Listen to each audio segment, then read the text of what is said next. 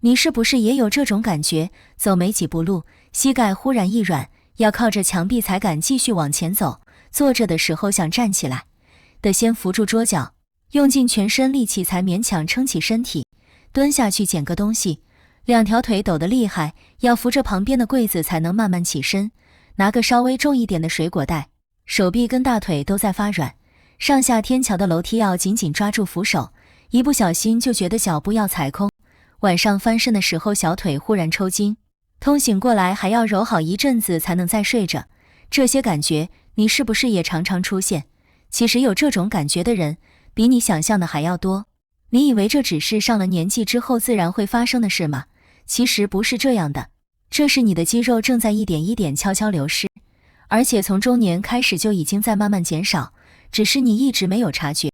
今天我要告诉你，这背后真正的原因是什么，还有一份连医生都称赞的早餐吃法，只要花几分钟准备，搭配几样在传统市场或超市就能买到的简单食材，就能帮你把腿力一点一点补回来，让你走路更稳，不再动不动就差点跌倒。这些年下来，见过太多长辈明明生活作息都还算规律，三餐也都有按时吃，腿却一年比一年没力气，走路的速度越来越慢，自己却完全没发觉。曾经有一位住在市场附近开了多年杂货店的老板娘，身体一向硬朗，每次被提醒要多注意腿力，她总说自己只是比较劳累，爬个楼梯喘一下很正常，不用特别检查。当时也只是提醒她多留意，没想到后来有一次她在店门口的台阶上踩空滑倒，送到急诊才发现不是单纯的疲劳，而是腿部的肌肉早就悄悄流失了一大半。这件事一直让人放在心上，也让人发现一个很重要的问题，很多长辈把腿没力气当成是老化的正常现象，以为忍一忍就过去了，其实根本不是这样，这是可以提早发现，也可以慢慢改善的。今天这支影片要告诉你3件事。第一，过了中年之后肌肉为什么会悄悄流失，背后的原因到底是什么？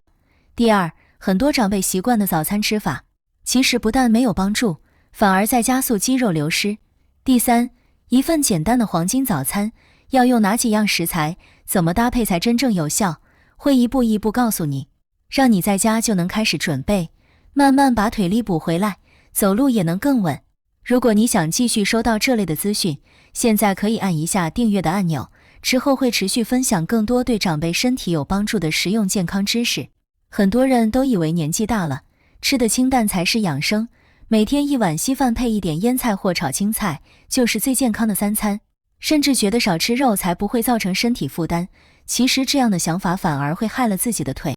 身体要维持肌肉，每天都需要足够的蛋白质，如果3餐都只有淀粉跟青菜，没有鱼肉蛋豆这类食物，身体找不到合成肌肉的原料，就会直接分解自己的肌肉，拆解成能量来使用。这个过程往往在完全没有感觉的状况下一天一天发生，等到真的觉得没力气的时候，肌肉其实已经流失了不少。尤其早餐这一餐特别关键，睡了一整晚，身体已经好几个钟头没有摄取任何营养，如果早餐又只喝一碗清粥，或只吃一片白吐司，身体就会继续拆解肌肉来维持基本运作，长期这样下去，腿部的肌肉会越来越薄，连提东西、蹲下、站起都会变得很吃力，跌倒的风险也会跟着慢慢提高。有一位牙口不太好的阿姨，觉得肉不好嚼，鱼刺也麻烦，长期整天都吃粥配菜，几乎没再吃过肉跟蛋，自己觉得这样最养生，子女买鱼买肉回去，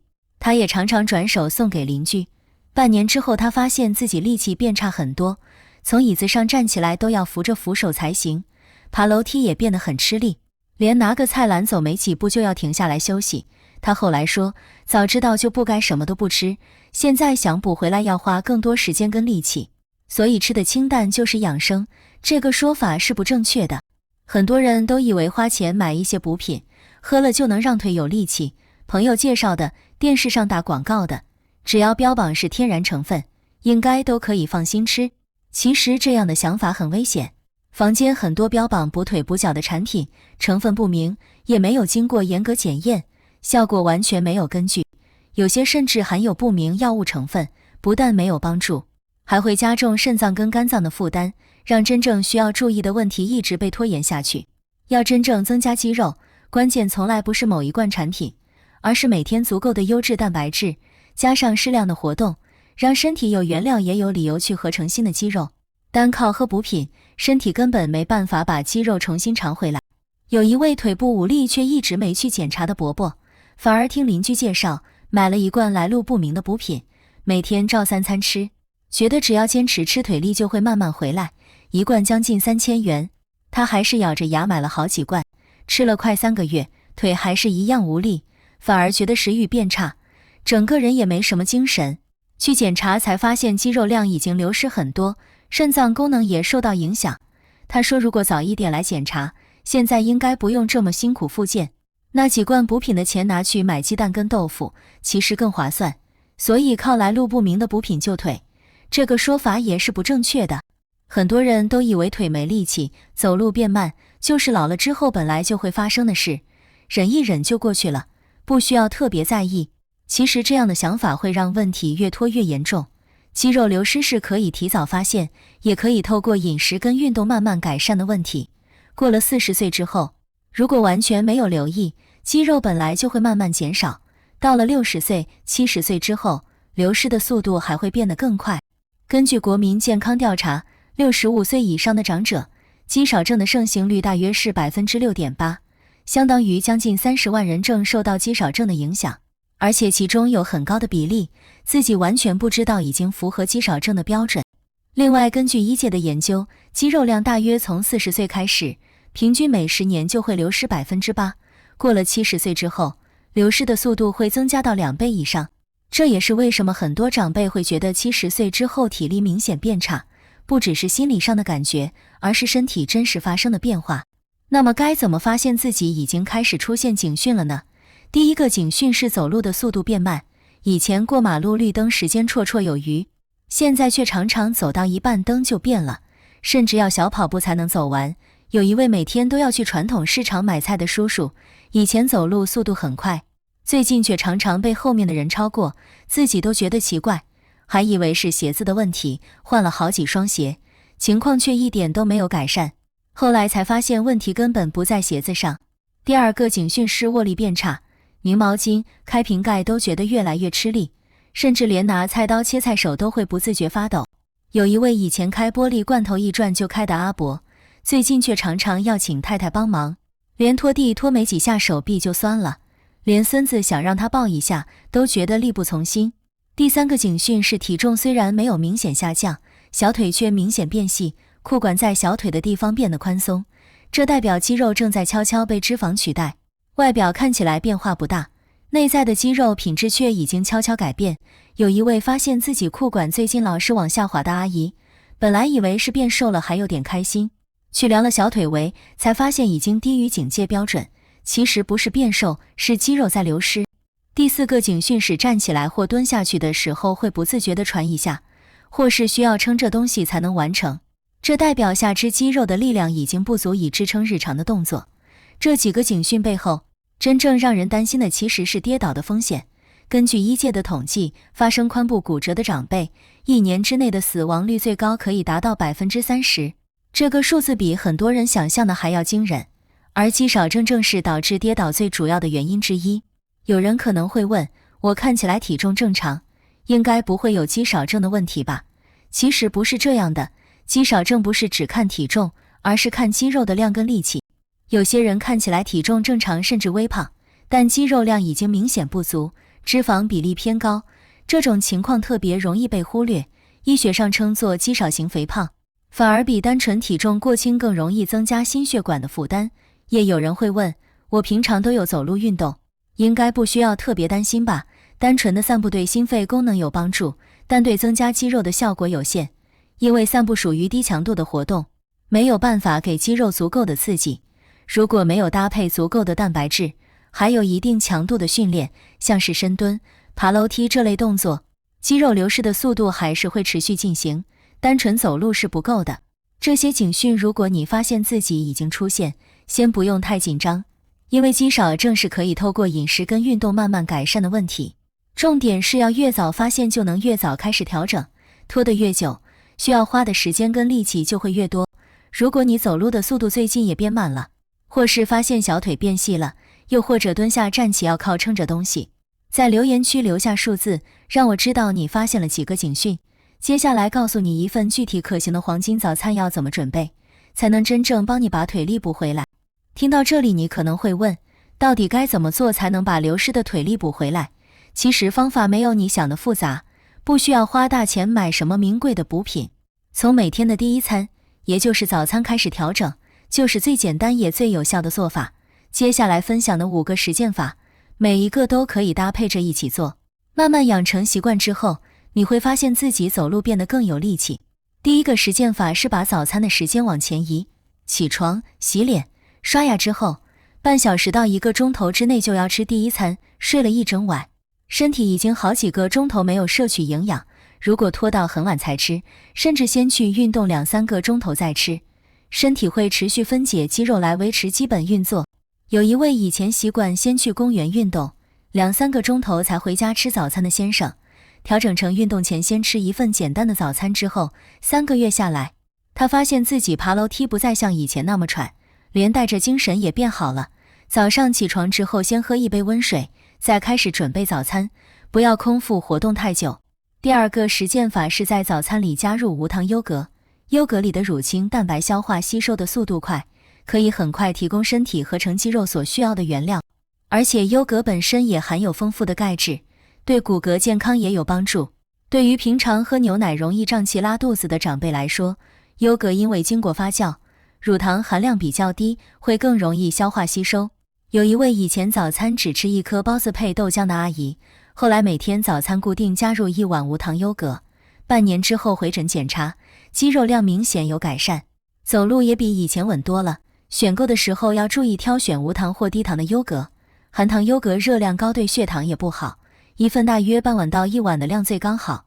可以搭配一点新鲜的水果增加风味。第3个实践法是把白粥、白吐司换成燕麦，燕麦含有丰富的水溶性膳食纤维，可以延缓糖分吸收的速度，让饭后血糖上升的比较稳定。对于血糖偏高的长辈来说是很好的选择，同时也能提供身体持续稳定的能量，让你去买菜散步的时候不会走没几步就没力气。有一位本身有血糖偏高问题的先生，把早餐的白粥换成1碗燕麦之后，配合定期回诊追踪，血糖的数值变得比较稳定，整个人也比较有精神。购买燕麦的时候，建议选择原味的大燕麦片，而不是加了砂糖调味的即食冲泡包，用热水或热豆浆冲泡，或是小火煮个几分钟，这样才能吃到完整的营养。第4个实践法是每天早餐加入1到2颗鸡蛋。鸡蛋含有人体无法自行制造的氨基酸，其中一种氨基酸在医学上被称作肌肉合成的开关。